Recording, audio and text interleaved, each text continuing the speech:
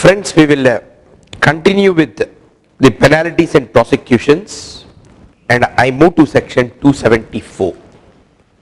What is section 274? What is the procedure involved in levying a penalty? Of course, that is, no order of penalty can be levied unless the assessee has been heard or has been given a reasonable opportunity of being heard. See, this is one important aspect, that is, wherever assessee is going to get punished or something you are going to do which is going to affect the assessee, naturally an opportunity of being heard must be given. Then friends, in case if the penalty is going to be less than 10,000, happily income tax officer can levy the penalty, but if it is more than 10,000, and in case if the person who is levying happens to be assistant commissioner or deputy commissioner and the penalty that they want to levy is more than 20,000 rupees, necessarily they have to take the prior approval of the joint commissioner. So this is the second important aspect. Then the third aspect of it is, in case if the authority which is going to levy the penalty is other than the assessing officer, then whenever a penalty is levied on the assessee, a copy of that particular penalty order must be sent even to the assessing officer. So the three requirements is opportunity being given to be heard, second, taking the approval of the higher up, that is the joint commissioner, provided that the threshold limit of 10,000 and 20,000 is getting exceeded. In case of the assessing officer it is 10,000, in case of the assistant commissioner and deputy commissioner, if the amount of penalty that they are going to levy exceeds 20,000 rupees, then they have to take the prior approval of the joint commissioner. And then the third important thing is a copy of penalty order being sent to the assessing officer in case if the penalty is being levied by authority other than the assessing officer. Then we move to section 275, which section is important because this deals with the time limits for passing the penalty order for concealment of income. If there is a concealment of the income and penalty is to be levied, means penalty order must be passed within what time? That is being dealt by section 275. Write down, friends. Section 275, time limit for passing penalty order for concealment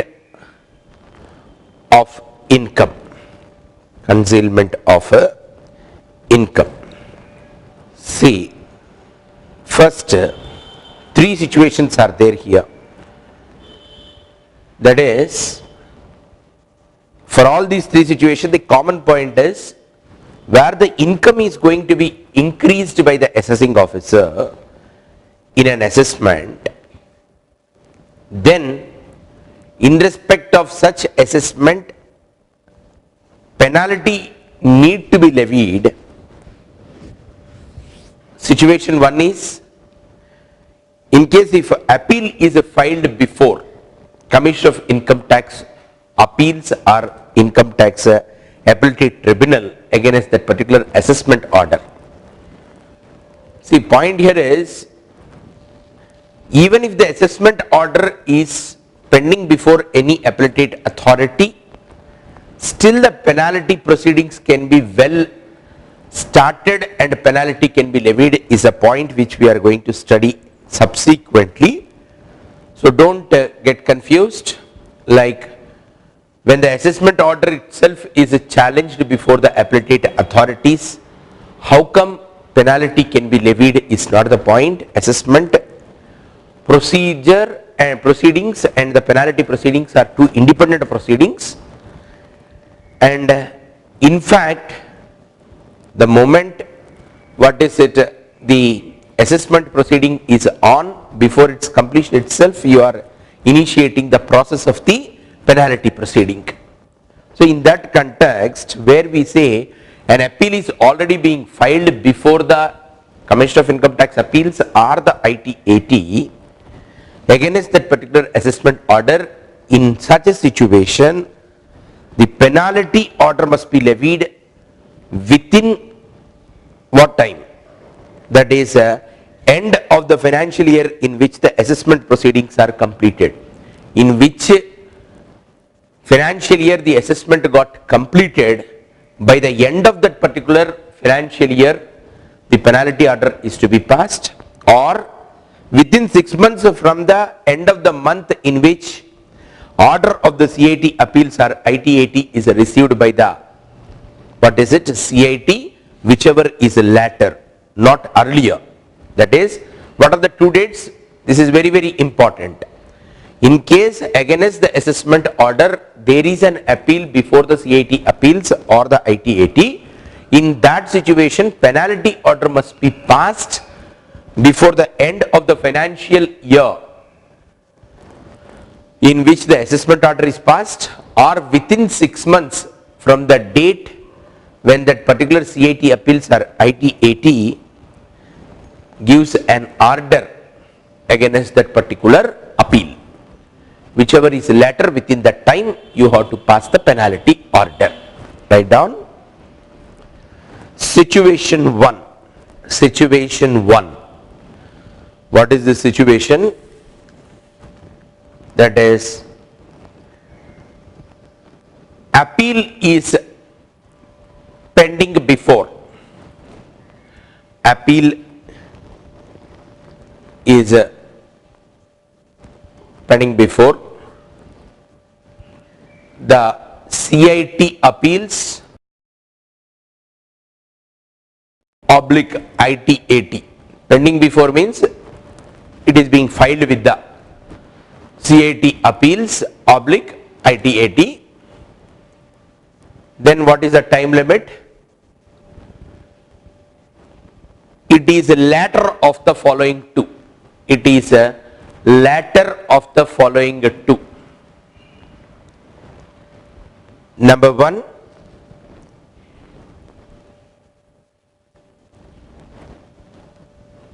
end of the financial year, end of the financial year in which assessment proceeding got completed.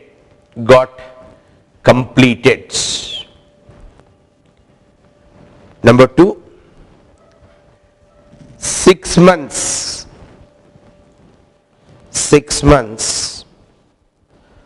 from the end of the month,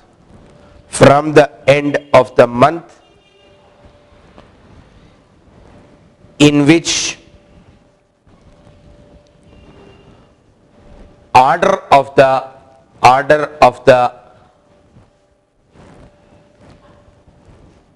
CIT appeals or ITAT is received by the CIT. What is it? 6 months from the end of the month. 6 months from the end of the month in which the order of the CIT appeals or the ITAT is received by the CIT. Of course, friends, a small note you have to write is where it is 6 months you have written, that is to be viewed as 1 year in a other situation. Write a small note. 1 year from the end of the financial year. 1 year from the end of the financial year,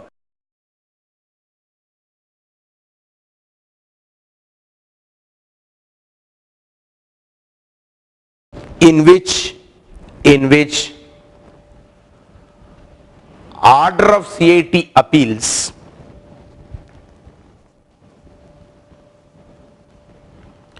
is received by CIT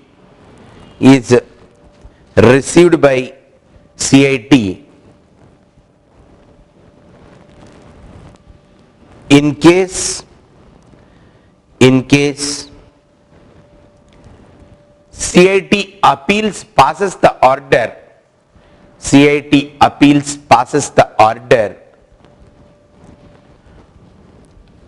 under section 250,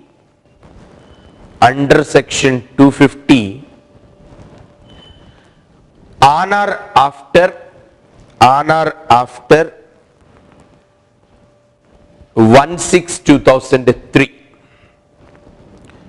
That is, in the normal course, what is the time, friends? It is 6 months from the end of the month in which the order of the CIT appeals or the ITAT is received by the CIT.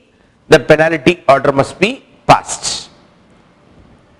But what is being stated, exceptionally, in case if it is that CIT appeals is going to pass an order under section 250, then the CIT should complete this particular penalty within 1 year from the end of the financial year in which CIT appeals passes such a order under section 250 is what you have to remember. Of course, whenever we make a other section reference, as a student you are supposed to go through what section 250 says. So by now you completed the first situation. What is the situation, friends? In case if that particular assessment order is pending before CIT appeals or the ITAT, that is, they filed the appeal before the CIT appeals or the ITAT, still the penalty order need to be passed, notwithstanding the fact that this particular assessment order is being challenged before the CIT appeals or the ITAT, and the time limit that you have to look at is before the end of the financial year in which the assessment order is passed, or within the 6 months from the end of the month in which that particular CIT appeals or the ITAT passes the order, whichever is a latter is the point, not earlier, latter. Situation 2, where revision application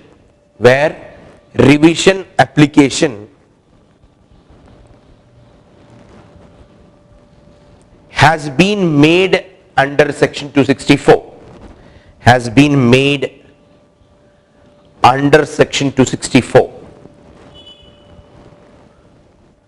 See, if the SSC don't go to the CIT appeals, he can go to revision under section 264. Of course, once he goes for the revision under section 264, his doors are closed, he can't come to the CIT appeals or further go to the ITAT. So in this second situation where the assessment order, SC made an application for revision under section 264, what is the time limit for passing the penalty order? Penalty order in that case need to be passed within 6 months from the end of the month in which a revision order under section 264 is passed. Write down, that is, penalty order must be levied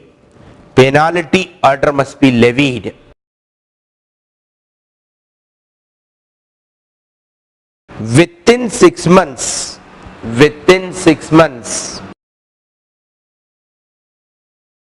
from the end of the month in which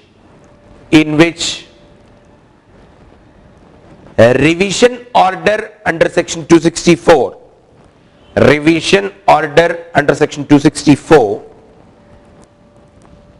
is passed.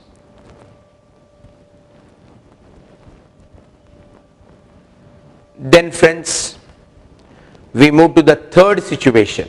What is that situation, friends?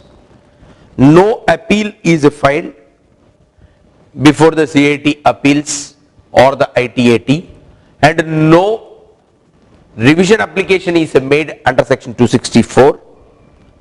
In that situation, this penalty order must be passed within what time? Write down situation 3. Where no appeal oblique revision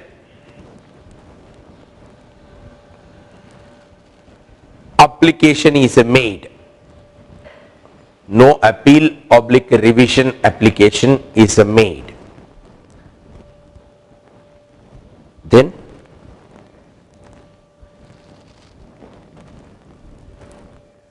penalty order must be passed A.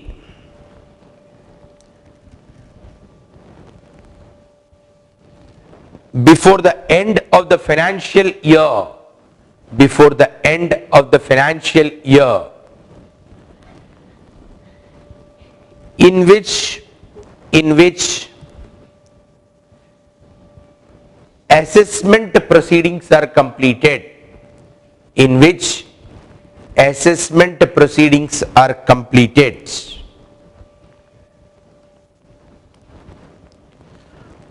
or number 2, 6 months from the end of the month, or 6 months from the end of the month in which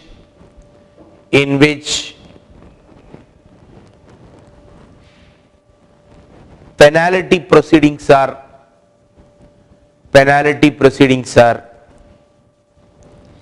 initiated,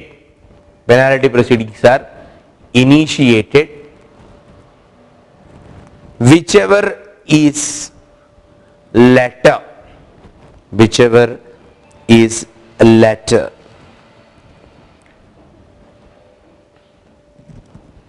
See, friends, just like time that is to be excluded while computing the time limit, what is there in your assessment order 153 में आप पढ़े ना, what is the time limit for completing the assessment? Like that, here you have studied in section 275 what is the time limit for completing the penalty proceeding and passing of the penalty order. Here also you find the point that in case if there is a change in the office, that is one officer got transferred and a new officer came in the place of the old officer, then naturally he will take some time to go through that particular file, and again he need to give an opportunity to the SSC to be heard. So whatever the time lost in this process need to be excluded.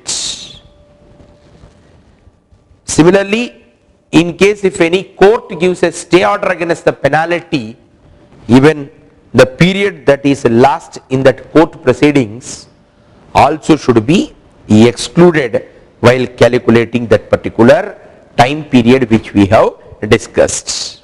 Of course, if you remember, that is enough, there is no need for you to write.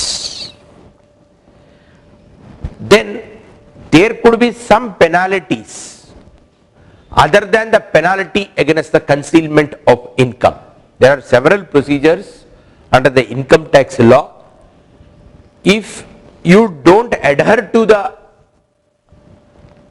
rules, principles given thereat, you may be asked to pay the penalty. If that is the case, such kind of the penalty orders need to be passed within what time? They have to be passed within 6 months, in which the proceedings for the penalty are initiated. From the end of that particular month, within 6 months, the penalty order must be passed. Write down. That is time limit for passing. Time limit for passing penalty order. Penalty order for penalties other than penalty for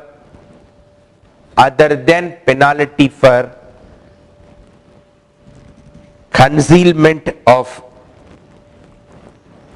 income. Concealment of income. It should be passed. It should be passed within 6 months. Within 6 months from the end of the month. From the end of the month in which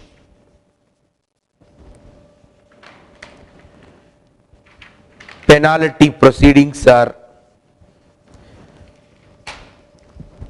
initiated. Penalty proceedings were initiated. Of course, friends, I leave it to you that you take a standard textbook and few examples on this particular time limit you work out, because that really helps you out to permanently remember this. But in any case, what is important in the CA final exam is, wherever it involves time limits, it's a fertile area for the examiner to test your knowledge. Although no much of a complication is involved in calculation, the toughest task is remembering all this. Through these lectures, we are only making you to get into a point that this is an important area and this is what you are supposed to study. But notwithstanding that, you have to work out few examples on these time limits. Wherever there is no much of a complication, I am leaving because of the time constraint. Let us proceed with another important aspect, 275(1)(a), bar of limitation for imposing the penalties. That is, are there any limitations for imposing the penalty, and with respect to that, what your 275(1) says and what your 275(1)(a) says. Of course, already I discussed this point. Even if the assessment order is being challenged before the CIT appeals or ITAT or revision under section 264, still the penalty order can be very well be passed. There is no bar for that particular situation. Write down, friends, 275(1)(a). See, just now we completed 275, what is the time limit? Now we are moving to 275(1)(a). What is the 275(1)(a)? Of course, 275 gives maximum period up to which you can pass the penalty order. 275(1)(a) says, even if you get a doubt, now this is giving a clarity, because prior to this particular 275(1)(a) being inserted in the law, that is through the Taxation Laws Amendment Act 2006, there used to be a limitation. That is, in case if your assessment order is being challenged before the CIT appeals or the ITAT or a revision is made, you can't start your penalty proceedings. Okay. Now no such bar. is there. Write down section 275 1A, where relevant assessment is pending,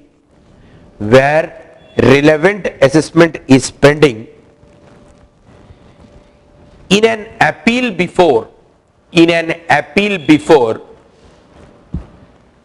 CIT appeals /ITAT /High Court /Supreme Court, or revision under section 263/264, revision under section 263/264, and penalty order is passed by the assessing officer, and penalty order is passed by the assessing officer without waiting for the decision,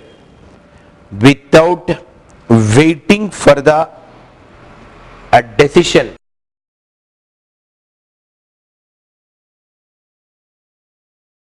of appeal /revision, then assessing officer, from here whatever you write you can underline, then the assessing officer shall by passing an order under section 275 1A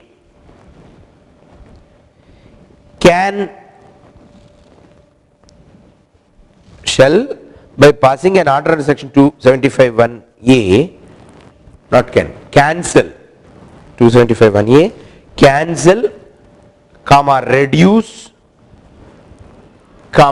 enhance, or impose the penalty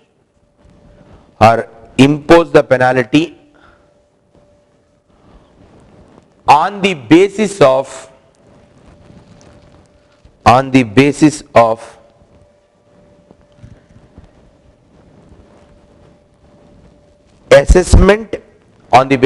assessment,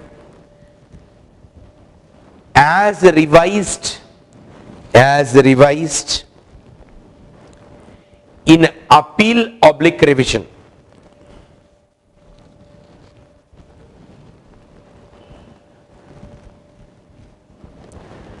And for this purpose,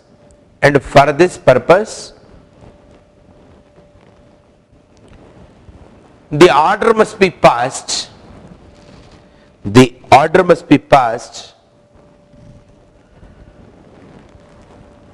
within 6 months from the end of the month,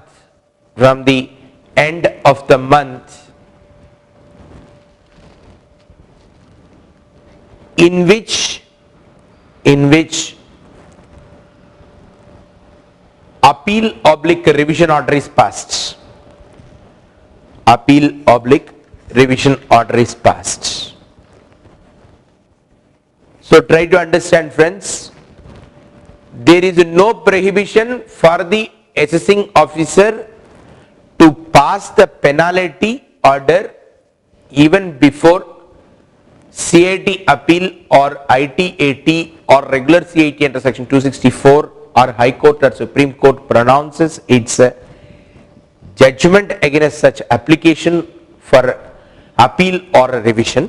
Happy well they can pass that particular penalty order, but subsequently let us suppose the appellate authority or the CIT under section 263 or 264 passes a revision order. In that case, if required, what the assessing officer will do, either will what is it, cancel his penalty order because the contention of the SSE is upheld by the appellate authority, or based on the appellate authority's order the penalty which is already levied can be well reduced, or it could be enhanced also. For all these three things to be done, to cancel a penalty order which is already levied, or to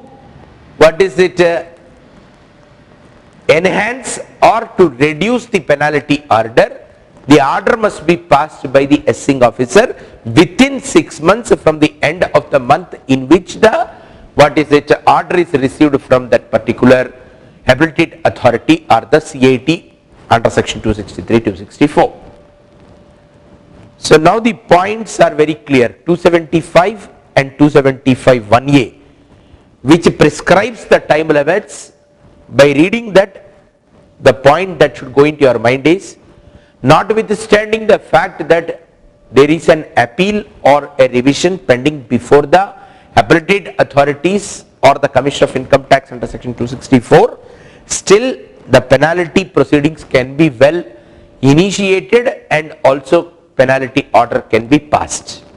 But subsequently the order of the appellate authority or revisionary authority could give rise to a situation of the penalty order which is already passed being cancelled or enhanced or reduced, and for carrying out their direction, naturally this particular penalty order must be passed within 6 months from the end of the month in which such order is received from the appellate authorities or the revision authorities.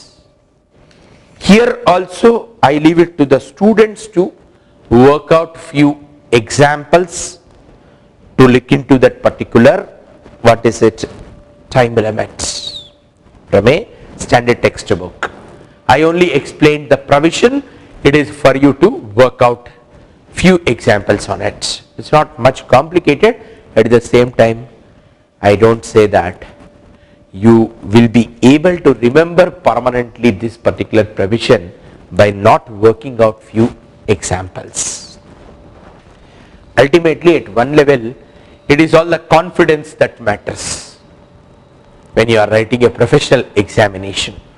All what we read may not be there in the mind sitting permanently, but the notes which we prepare, when we look at, we get a confidence, yes, I prepared.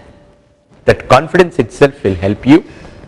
And friends, again and again let me tell you, mind is much more powerful than the most latest computer. Mind has got such a tremendous power. A human being cannot create a computer or robot which has got more power than a human being.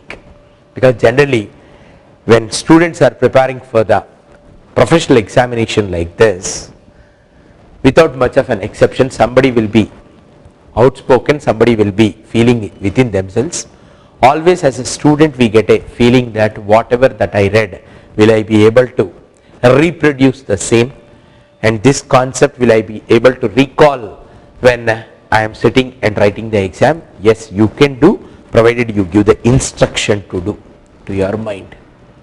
Most of the time lack of that instruction will make the memory not to recall or recover.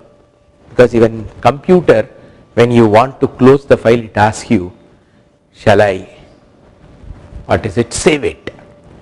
Only when you say yes, as and when you want again, the file is appearing.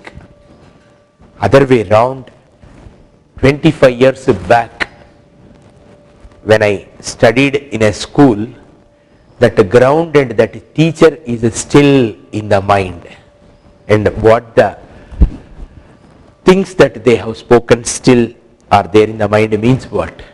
Mind has got such a tremendous power. So develop the confidence by your own documentation of your efforts and keep on writing the, what is it, refer before exam notes. Back to the point.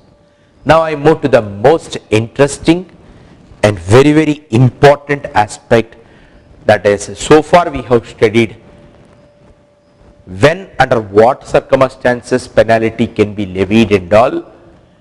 Then there should be some relaxation also.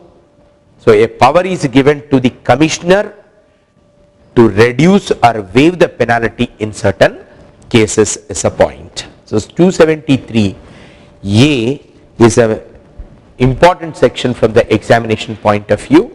After that, concealment of the income. What is that particular section, friends? Concealment of the income, 271(1)(c). How much that is important? Equally important is the power of the, what is it, commissioner of income tax to reduce or waive the penalty order. Of course, here there are two things, 273A1 and 273A4, which need to be clearly be understood. CIT has got a power to waive or reduce the penalty either under section 273A1 or under section 273A4. What is the commonness and what is the distinction? That clarity you should have. First thing is, both under section 273A1 and 273A4, what is stated is, CIT can reduce the penalty under section 271(1)(c), both under section 273A1 as well as A4. But only thing is, what are the conditions to be fulfilled? Under 273A1, in case if there is a perfect cooperation from the, what is it, the SSE, and he makes the payment and then he makes a true and fair disclosure, then that is the precondition for CIT to waive or reduce the penalty. Whereas in 273A4, what we say, what is the precondition is that in case if the CIT feels that perfect cooperation is coming and levying the penalty will genuinely create a hardship to the, what is it, the SSE, then he can exercise this 273A4. So here is cooperation is coming, true and full disclosure is coming. For both that has to come. But in one, the SSE is making the payment, and since the cooperation is perfectly coming and true and full disclosure is made, the penalty can be waived by the Commissioner of Income Tax under 273A1, whereas under 273A4, the precondition is that in case if the CIT feels that levying the penalty will be really creating a genuine hardship to the, what is it, the SSE, then he can think of making the waiver is the point.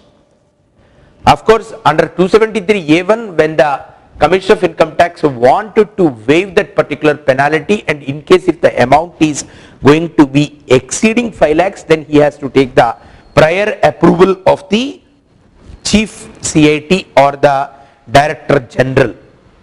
Whereas in 273A4, that is in case if the Commissioner of Income Tax feels levying the penalty would create a genuine hardship and he want to waive that particular penalty, and if the amount happens to be more than 1 lakh itself, he has to take the prior approval of the Chief Commissioner of Income Tax or the Director General of the Income Tax as a point. See, in 273A1 what is stated is, CIT don't have the power to give a stay against the penalty proceedings, whereas under 273A4, yes, CIT can give a stay order against the penalty proceedings or the recovery is a point. Then the another important point is, in 273A1, CIT can act either on his own motion or on the application made by the SSE, but under 273A4, who has to make a request? It is only the SSE who has to make a request. Sir, this penalty is going to create a genuine hardship for me. I will not be able to continue. I will become insolvent. ये सब stories लिख के एक application देना पड़ता, मगर 273A1 के लिए कुछ भी एप्लीकेशन का जरूरत नहीं, दिए तो भी ले लेते, नहीं लिए तो भी, as long as those conditions of cooperation and payment and true and full disclosure is coming, he can very well waive the penalty is the point. And then friends, the basic distinction between these two powers, that is, both are with respect to the power of the CIT to waive what is it, the penalty or reduce the penalty. But one is because for the perfect cooperation that is coming, and the second thing is with a kind heart that in case if the penalty is going to be levied, for the next year the SSE will not be there doing the business and having a income to pay the taxes any further, because that fellow will go into insolvency and will die. If that is the kind of situation, then in order to give a benefit to avoid that genuine hardship, then 273A4 में penalty को waive करने का chances रहता. So with all this discussion, please make a note of important points which we have discussed and few more points which we have not covered. First thing is the power conferred under section 273A, the power conferred under section 273A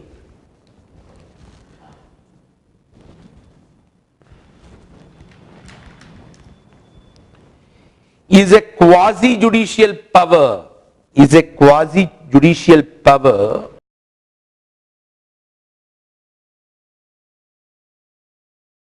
it should be exercised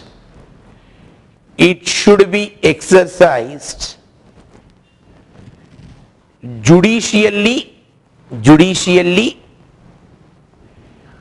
and not arbitrarily,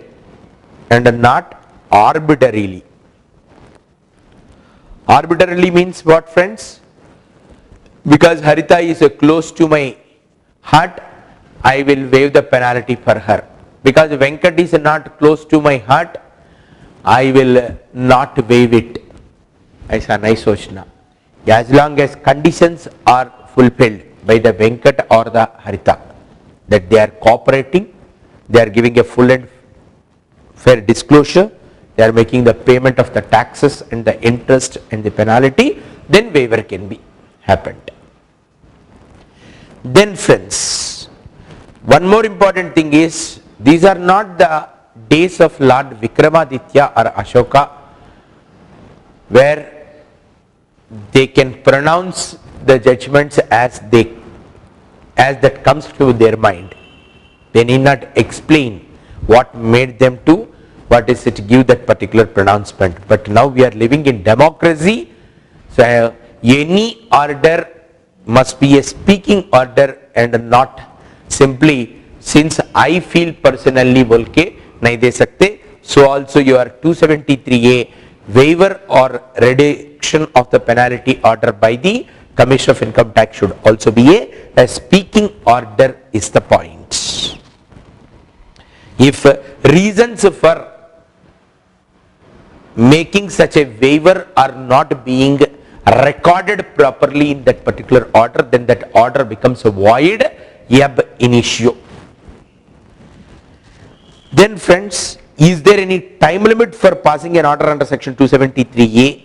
As such, there is no time limit for either making the application under section 273A or to pass the order under section 273A. Write down, there is no time limit for Either there is no time limit for either making an application under section, either for making an application or for passing an order under section 273A. See, another important thing already we were discussing for quite long time, that is, notwithstanding the fact that the assessment is being challenged, penalty proceedings can be well initiated and penalty can be well levied is the point. And please remember, the order under section 273A is a final order and it cannot be challenged. In an appeal or reference is not possible against such order.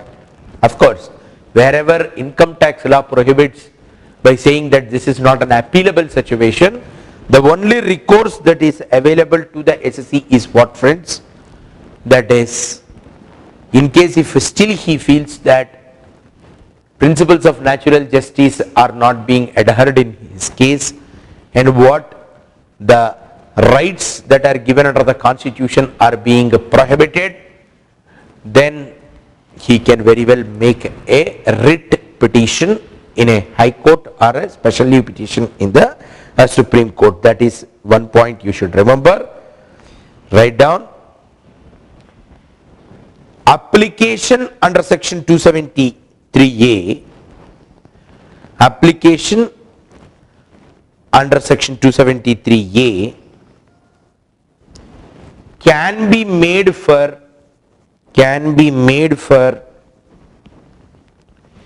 a number of assessment years, can be made for a number of assessment years. And please remember, if the concealed income is detected in a raid, in that situation, what is it? Benefit under section 273A is not possible. That means after we make the raid and detected, the question of your saying that you have cooperated does not arise. Isn't it or not? That made us to say that 273A is not possible if the concealed income is being detected in a raid, that is in a such proceeding. Write down. That is, if income is detected in a raid, if income is detected in a raid, that is search and seizure,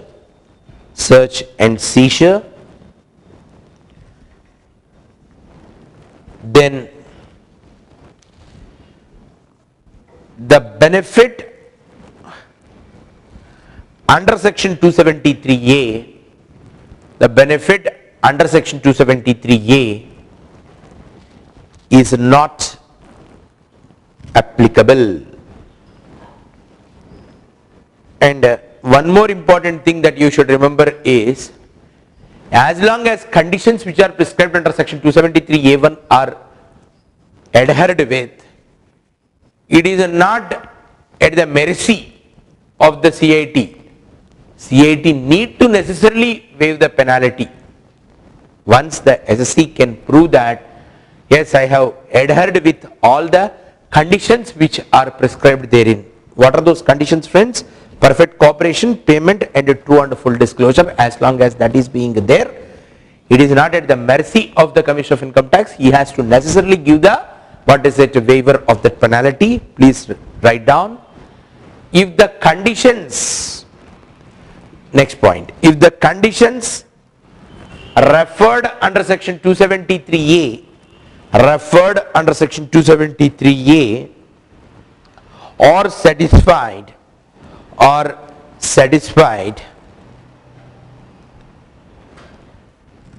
then CIT is duty bound to grant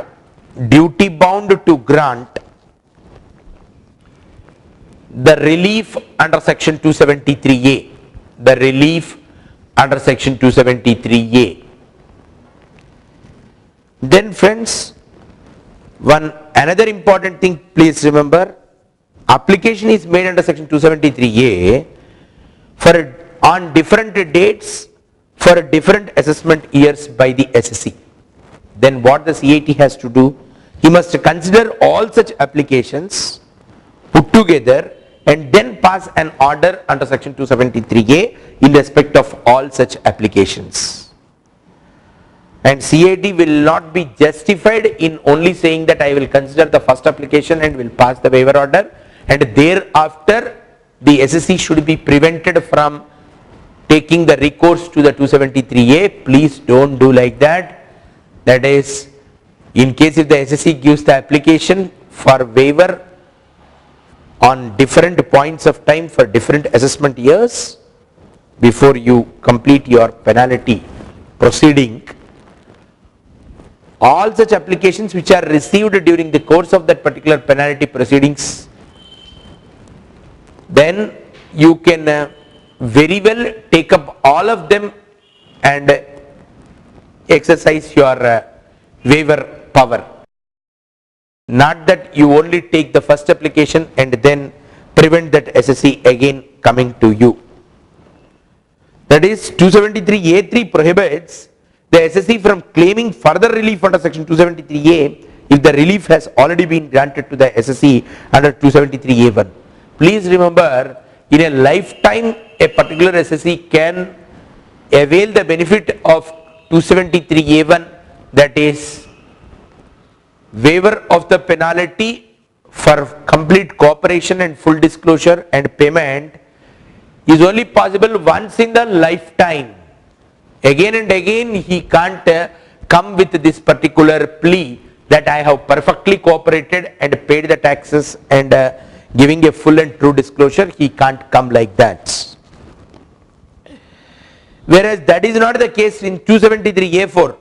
273A4 may, even if earlier he has enjoyed that particular benefit, subsequently also he can, can come to the 273A4 is the point. What is it?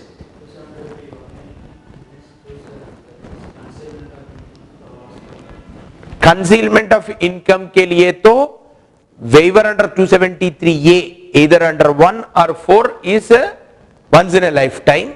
For other penalties, see here what is the point, please make a note down. 273A3 prohibits the SSE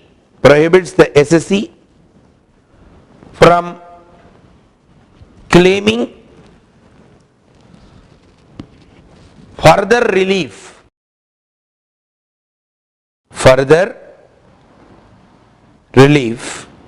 under section 273A, if relief has been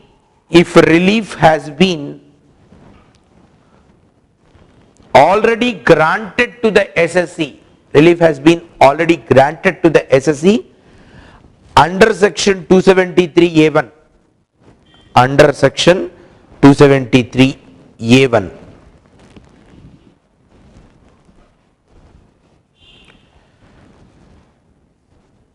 it does not prohibit the SSE.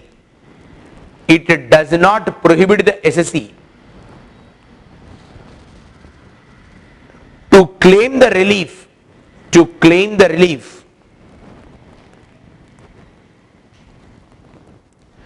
under section 273A1, oblique under section 273A4,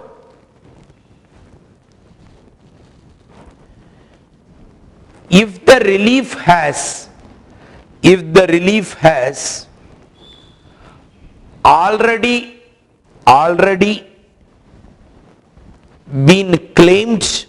already been claimed under section 273A4. What does it mean, friends? Earlier I have claimed the relief under section 273A4. Now does it prohibits me again to claim such kind of the benefit under 273A1 or A4? No. I can very well. But once I have enjoyed the benefit of the relief under section 273A1, under section 273A1, relief can be claimed by the SSE only once in the lifetime is the point which we want to derive. And another important aspect is waiver of interest under section 234 ABC is not possible, and it is not within the power of the Commissioner of Income Tax under section 273A. This is being well discussed even in the Settlement Commission also. When we studied there, CAT regular exercising 273A power cannot waive the mandatory interest of 234ABC. Then most important thing is, if the penalty order is dropped, then prosecution automatically gets dropped is a point. And of course these points, some of the points I am not making you to write because you remember them. That is 273A order is a final order, you can't make any appeal against that.